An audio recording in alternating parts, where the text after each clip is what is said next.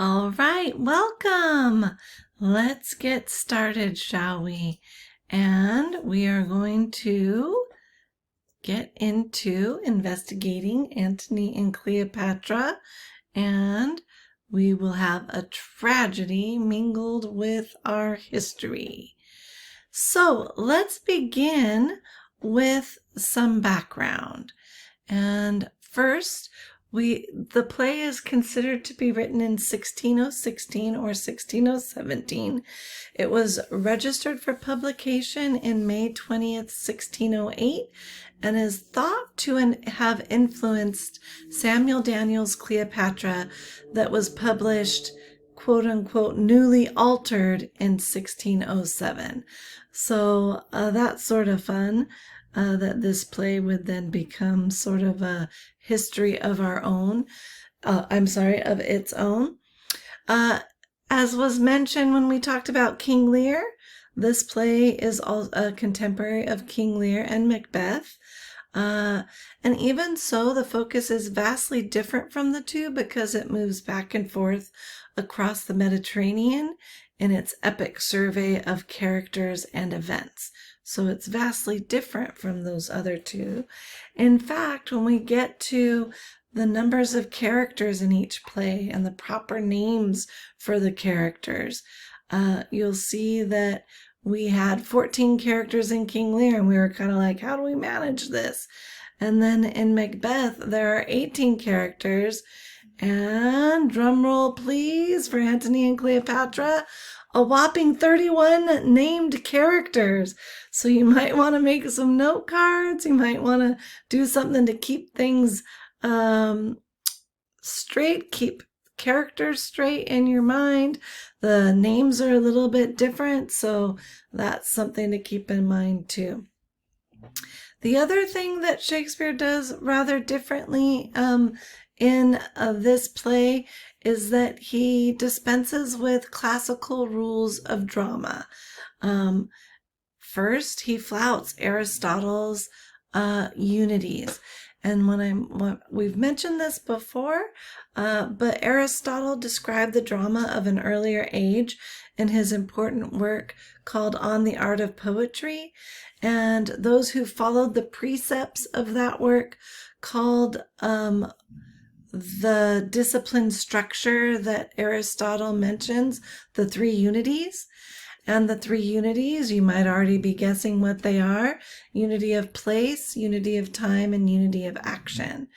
Neoclassical Renaissance critics codified Aristotle's discussion, claiming that all plays should follow these three precepts of the unity of place, unity of time, and unity of action. And Shakespeare toys with that. He flouts it. And so what that is more specifically is when you have the unity of place, that's the setting of the play should be in one location. The unity of time means the action of the play should represent the passage of no more than one day. And then the unity of action means no action or scene in the play was to be a digression. All were to contribute directly in some way to the plot. So I want you to think about in what ways Shakespeare flouts Aristotle's unities and what that might lend to the story, what that might take away from the story, whatever you think about that. We'll talk about it. Another way that the Shakespeare departs from the rules of drama, and particularly when it comes to his own tragedies, he departs from the somber tone of his tragedies of evil. He creates instead a world that has humorous perspectives of the comedies and imaginative reconstructions of the late romances. So not only does this play have tragic elements, and it's a nice bridge between our tragedy plays and our history plays, because it's also got a strong grounding in history with the plot line. But Shakespeare also adds some comedy and some imaginative reconstruction from the late romances. and we talk more about romances and comedies in English 233A, so please consider taking that with me. Main sources, so similar to some of the other plays that we've discussed, Shakespeare certainly seems to have consulted Thomas North's 1597 translation of Plutarch's The Lives of Noble Grecians and Romans, and also North's translation of the life of Marcus Antonius, which is Mark Antony in our play. So let's get our historical bearings a little bit. So first, the action is set around 40 BCE, before the Common Era, which is about 2 years after the death of Julius Caesar. Cleopatra is the queen of Egypt due to the death of her brother Ptolemy, to whom by Egyptian tradition she was married. She's a lover, not a fighter. Her subsequent lovers include, well, she's a lover and a fighter, actually. She fights for her people and is a strong ruler. She also fights for her lover. And her subsequent lovers include Pompey and Julius Caesar, who were each rulers of Rome. And the first was killed by the other. Julius Caesar killed Pompey in order to gain control. And then we've got a tricky triumvirate. This is sort of the triune, almost like the Godhead in Christianity, but it would be leader head in this time and space.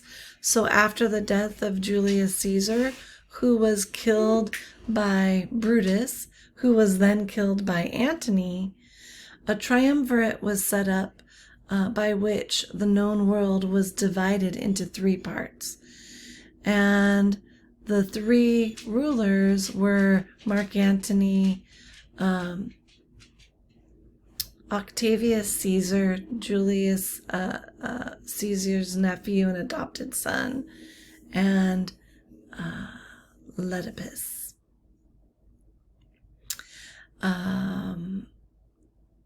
Then we've got Antony, who is, at the time of our play, married to a woman named Fulvia, and he has deserted her in order to be with Cleopatra in Egypt. He misses her death, and while he's away, we've got Octavius Caesar, and then we've got some confusing things about Pompey being the original Caesar, and then Pompey's son also being Pompey. And for some reason they say Pompey instead of Pompey, but you know me, tomato, tomato. But Pompey raises an army against the triumvirate. And then we've got Antony must return back to Rome after Fulvia's death in order to stave off the war. And then he marries Octavius Caesar's sister Octavia.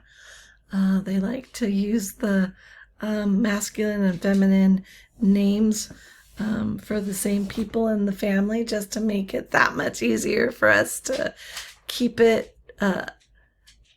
everybody separate and understand who's who. And this staves off war with Octavius Caesar or Pompey, kind of, he's called all of those names, and brings peace back within the triumvirate for a little bit there. But ultimately, Antony can't stay away from Cleopatra for too long, so he leaves Octavia and goes back to Cleopatra, and then ultimately Caesar turns on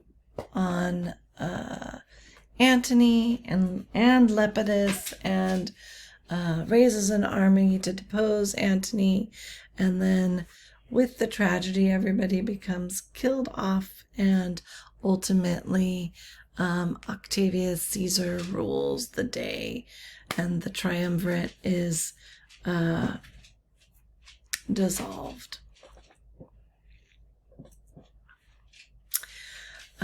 So it's with Shakespeare, I think I may have mentioned this before, and if not, I'll mention it now, but he prefers Roman gods and goddesses over Greek. So in his plays, if he refers to mythological gods and goddesses, they're typically going to be the Roman. And I'm just going to give you this list. This is the list of the Roman gods and goddesses that are mentioned in some way, shape, or form in this play.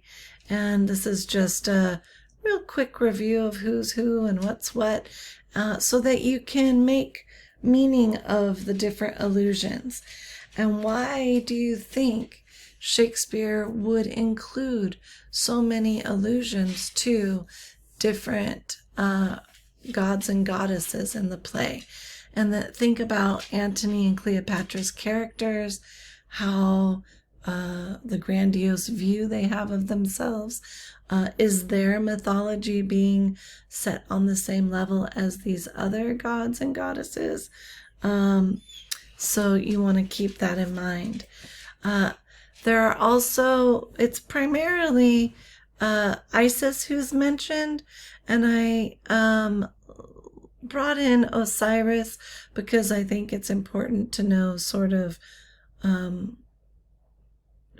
who Osiris is in order to have more context for Isis.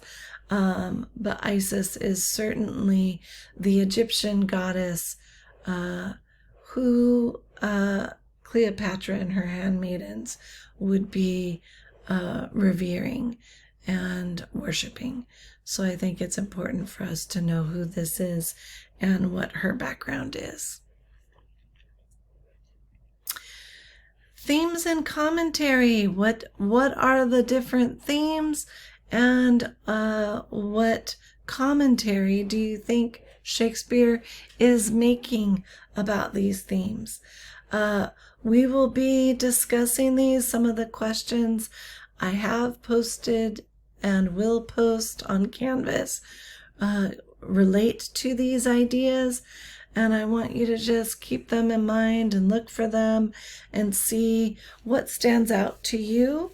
And then most importantly, what themes or issues or arguments or commentary might you add to this list?